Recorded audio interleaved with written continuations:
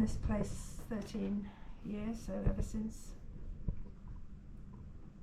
And I've had to come to terms with all the things that I'm not going to do, all the things I thought I might do and I'm not going to do now. And health conditions or health issues that due to my anyway, I don't need to go into that. Yeah. Okay, now about so you've moved maybe 25 times, maybe 18 times, I don't know how many times, but you can just tell us. You can just say how many times you moved, and you can. Well, I've just done an A4 sheet of all the different places that I lived in since age 18 when I left my parents' home up until 2011, which was 14 years ago when I moved into this council property in the suburb of Sheffield. Not sure what to say about all those places, but I just can't believe that I was so, well, on one hand very resourceful to be able to continue to find new things to do and new places to live and find the money for it and carry my things around. On the other hand, I think it's just a reflection of how I felt on the outside of things all the time, and that's quite hard, really. So you can tell us, just go step by step. Started off in Tallington in Lincolnshire. That was when you That are? was my family's home. Okay. We had a little cottage down a little village lane. My parents did it up, and I lived there with my two sisters and my parents. We went on holidays, nice holidays. They were both teachers. We had long summer holidays, all the family going to France and the Lake District. Then I moved to Aberystwyth University, and I lived in halls of residence and shared houses, and then I had a year abroad in Italy. That was in which university? Aberystwyth.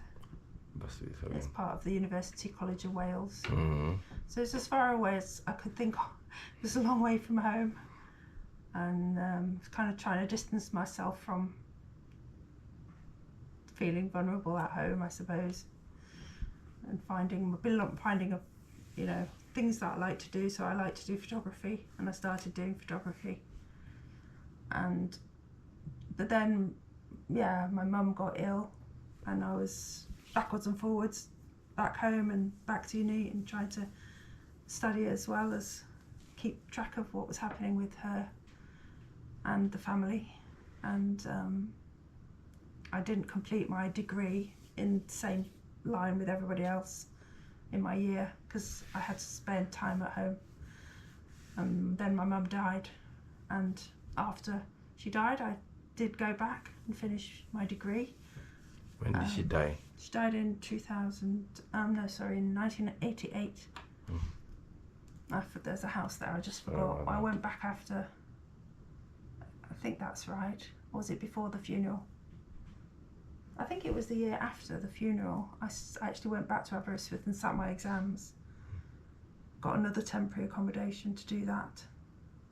And then, but by then I'd already also started making friends in Brighton because I thought I'll go to the coast. So I was on the coast for several years by the sea and feeling like I could just jump in the ocean and sail away somewhere and be free. And it's a nice culturally mixed place.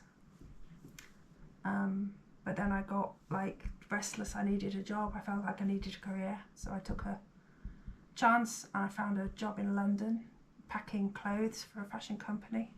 So but in Brighton you had 1, 2, 3. Yeah, sorry. In Brighton I can only remember 5. I can remember 5 places that I lived. Yeah. Yeah. Yeah, so I lived in 5 different places in Aberystwyth, 5 different places in Brighton, Yes. a year in Italy as well. Then I found a job in London, and I carried that into a career as it. Well, I worked in the fashion industry as a sort of a lackey for about 5 years. I did get to work for some some very famous names, but I always wanted more. So it was like London, I had 1, 2, 3, 4, 5 places. At least 5, but my auntie lived there too, so I used to go around her house for home comforts. So far now you've got About 15. 15 places, okay. And then I wanted more from my career, so I trained to do TEFL teaching, and I jumped into a very last minute decision to go to China. I had about 2 weeks to prepare for that, and didn't really know how to prepare, but I took the opportunity, and I was in a couple of places. They housed us, so I was in a hotel for a while, the Huafeng, and then I was in a kind of a compound for foreigners for the rest of the time. So it was a bit of a expat sort of existence. So now we are number 5, 10, 15. How many numbers? That could be 18, 19. 18, 19, okay. And coming back from China was probably the most fraught, because by then I really just needed to rest. I had my sister's house, then I had a couple of house shares, and then I ended up in Sheffield, and I had 1, 2, 3, 4, 5, 6, 7 places in Sheffield, including a caravan in the Peak District. It's probably my most creative find. And so how many is that? That's about 20, 25. 25, yes. So about 25 up to the year 2011. That's right. And then from 2011 you Till lived now. in there. Yes, that's right. Wow, it's amazing. Yes. And your interest is in gardening. You have quite a number of things that you've done in the garden. Well, yeah. And yeah, very proud of that. yeah. Because I'd never done any gardening before, and I'd never had a garden. Mm-hmm. It's my first garden, and it's big. Yeah. It's a lot of space to fill. Mm-hmm. And I didn't know anything about it, so I've done it trial and error. Yeah. Year by year, just planting things and then wondering what will happen. And also wanting to fill a space with structure, give it some structure, and somewhere to sit, obviously, and do some creative things too, because I sort of upcycle and recycle, and I had a few wacky ideas. I still have wacky ideas. I can't really realise as many as I'd like to, because I perhaps don't have the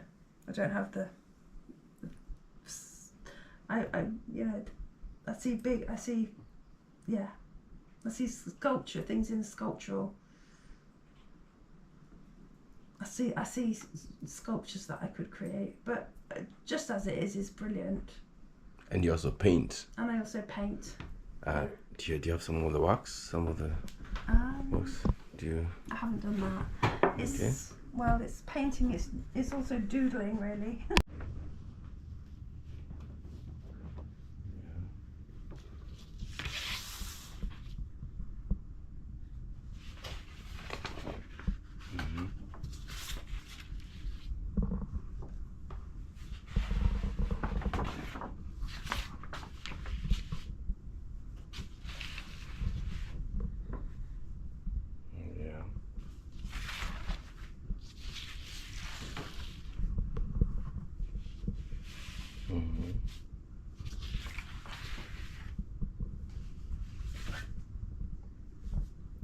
So these are all paintings that you've done over time when you're here, now the last 18 years, you could say? Yes.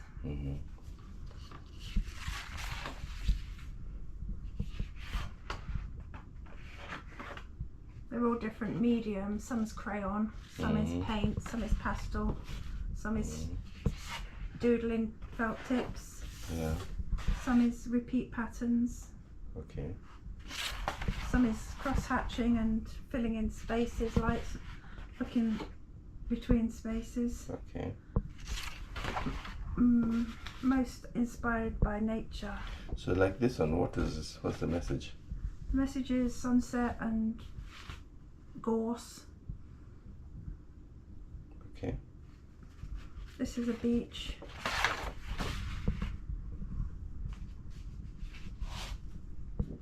Yeah. I don't know where the inspiration for that one came. It looks very summery. Yeah. I could talk about it forever. This one reminds me, the background reminds me of Lincolnshire. Okay. Wow. Big skies and beautiful horizons with long, like lines of trees, aspens. This is an experiment I did with a teacher, art teacher. Filling in spaces. Okay. And this one I did in Scotland on a retreat. Went on a Buddhist retreat, and that was a stream, rocks and moss. Yeah.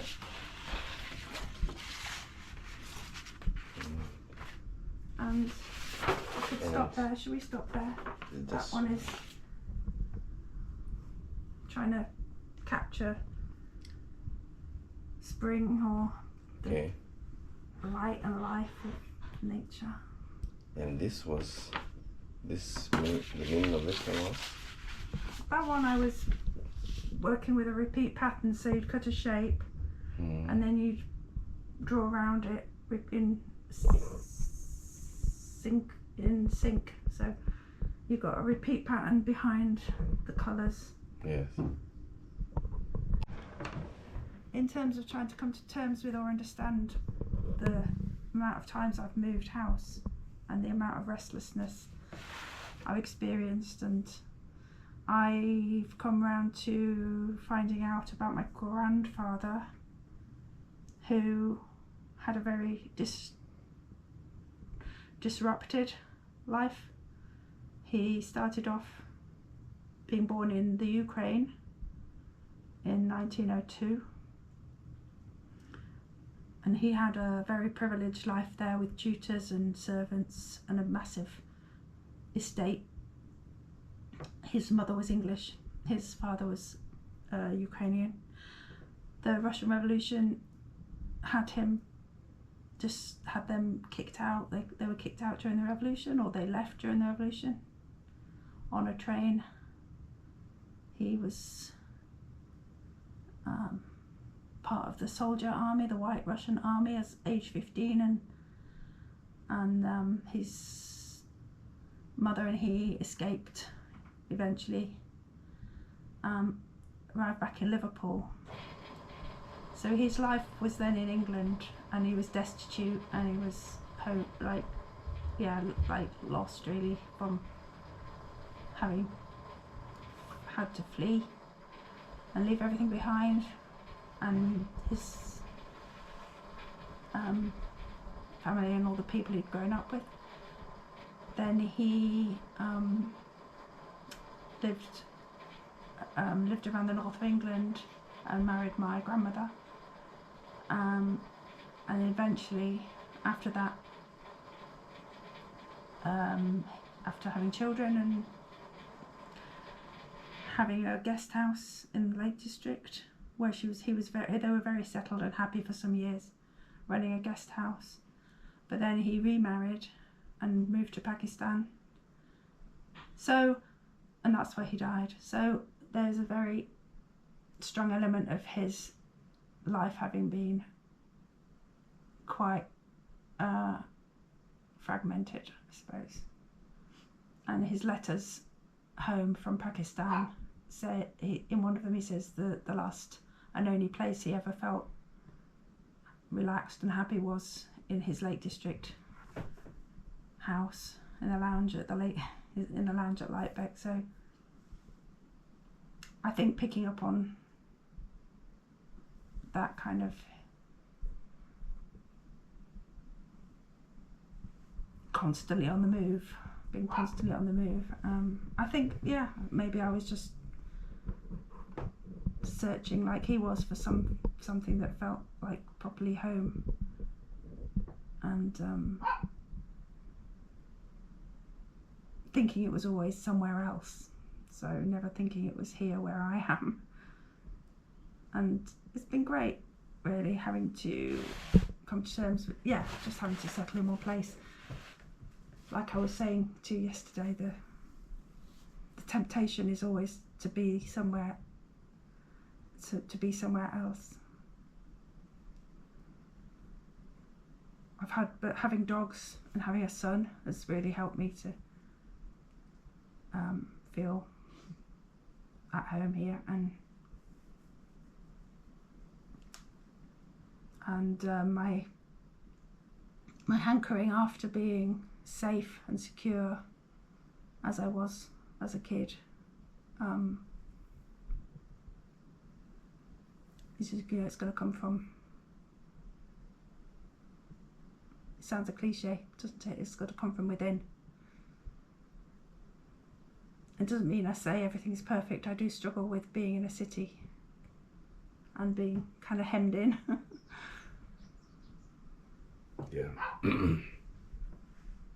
Feeling hemmed in, but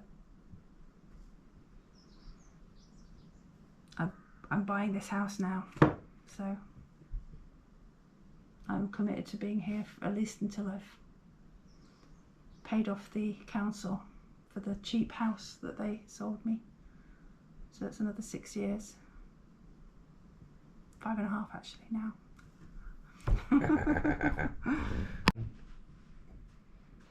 There's 2 half cousins. Mm-hmm.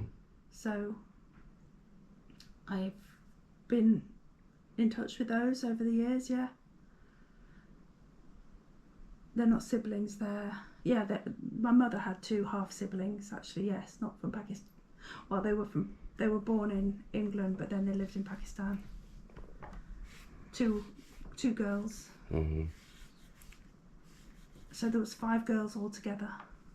There's 3 girls from first marriage, 2 girls from second marriage, and there's many great grandchildren now from those people. So and they're spread out now all over. They're all over the world. Pakistan. No, nobody stayed in Pakistan. Nobody? Okay. None of them were born. None of them were Pakistani. Mm-hmm. They lived there they didn't even live there that long, 2-3 years I think. My granddad had a job as managing a cotton farm, whatever you call it. Mm-hmm. But he didn't, I think in some ways again there's some sort of resonance with my time in China and his time in Pakistan. I think some part of me was like trying to search, trying to find what he was looking for. Some trying to find him even, but but he didn't do well in the heat. He didn't do well with the way that they worked out there. He had his own ways of thinking about things, and he was actually just a bit of a romantic. He wanted to be a writer, I think. So he wrote some beautiful letters home to my mum, particularly. He seemed to see her as his agent, if you like, to manage his affairs back home. She was only 16, so she's the age my son is now, but she was expected to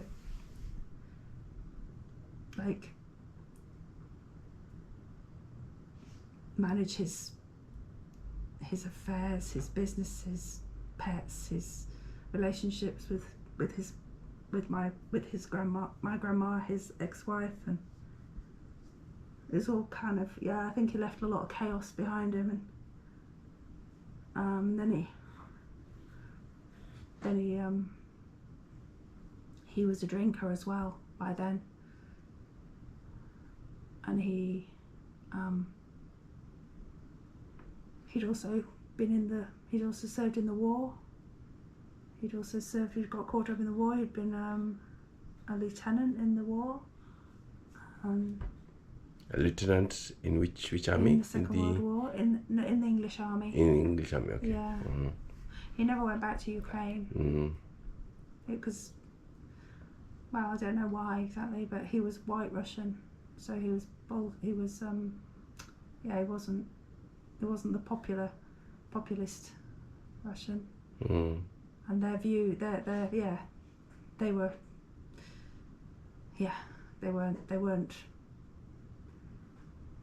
they weren't nice people typically. So there was, I suppose there's all that to come to terms with.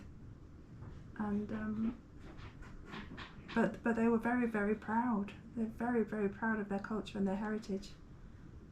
You know, he was visited by Cossack, a troop of Cossack riders in their Lakeland house, and he dressed up in all this Cossack outfit, and so he was trying to carry on his lifestyle, his heritage, trying to, you know, speak the language. He was, you know, he got to speak the language again, but he was broken by that experience of leaving all of that behind. And his mother was very distressed by it all as well. I don't think she really knew how to carry on after that. Is there any, do you have any link to any Ukrainian? I don't really. And I've thought about going to the Ukrainian Society here in Sheffield, or going to there's a cafe opened up of Ukrainian cuisine. Because of the recent war, we've had an influx of Ukrainians. And there was an influx previously as well in Todmorden, wasn't there? You showed me the plaque. But yeah, there's been a massive influx. Sheffield's had a massive influx of Ukrainians. They were looking for people to take them in for a while, and now they've got pockets of support around the community. It's like they're the new emigres, but it's been a strange sort of flashback to, well, about 100 years ago, when it was all the White Russians then fleeing across Europe and being hunted down, some of them hunted down by the KGB, and living that sort of life with knowing there's kind of having to keep all that secret. I think that put a strain on my grandfather as well, having to be fearful that whether they'd come after him, whether he was a threat. There was rumours around that he could have been a spy. I don't think he was, but he was very intelligent. He spoke lots of languages, so he could have been helpful to the British government. But I don't see any. He could have been. We'll never know, I suppose.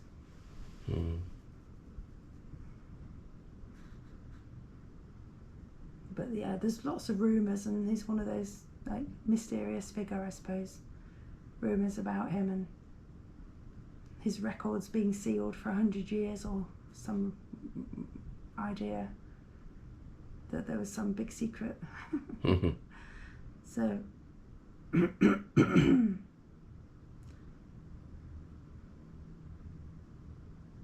yeah. Wow, that's interesting. I think next time we will have to you'll show me maybe some objects that you collected from your someplace. Yeah, I've got some. I've actually got. Okay. I've got a little elephant. Okay, sir. So these little trinkets came from Pakistan. There's a little silver elephant pincushion and a little brass slipper ashtray. And then I have a file with all his letters in. These are his letters home to my mum from Pakistan. Oh, had a very nice writing. Handwriting was very good. And this is my auntie's writing actually. Okay. She translated it. Wow. Yeah, he wrote beautifully. He Yeah. wrote absolute beautiful letters. Yeah, letter. And then there's a whole load of other information that I found about him. Yeah. I've just kind of searched the internet. I found actually the certificate of the passengers on the ferry that took him to Pakistan. Okay. Wow. Interesting. Yeah, and these are the actual letters. Okay. They're all like telegrams. Look, Wow. from Kaniwal in Pakistan. Just little scraps of. Oh, that's interesting. But there's about 20 of them. Yeah. And then I found the notice of his death in Taj Hotel. Oh, that is him? No, that's not. He did a cartoon. He was an artist as well. I think. Oh, so he was an artist. So maybe that's where you're getting it from.